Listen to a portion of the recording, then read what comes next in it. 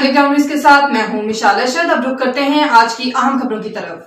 Chairman press club of Pakistan बरतानिया शेख एजाज अफसर ने अपने वीडियो पैगाम में मौजूदा हुकूमत पर सहाफियों पर झूठे मुकदमात बनाने पर तनकीद करते हुए कहा कि सीनियर सहाफियों जिनमें समी इब्राहिम, अरशद शरीफ और दीगर मुकदमात का जो सिलसिला शुरू किया गया है, इसकी हम पुरजोर मजम्मत करते हैं।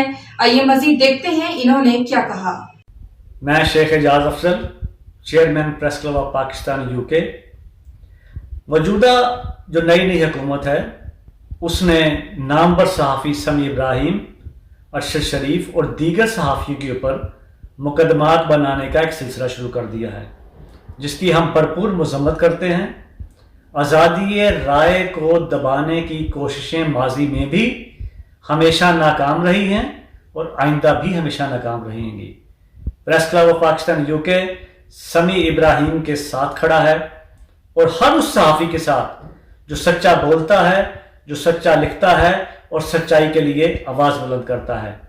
समी इब्राहिम साहब, पूरा प्रेस क्लब और मैनचेस्टर के तमाम सहाफ़ी आपके शाना बशाना खड़े हैं। मजीद बाखबर रहने के लिए देखते रहिए अंडरग्राउंड न्यूज।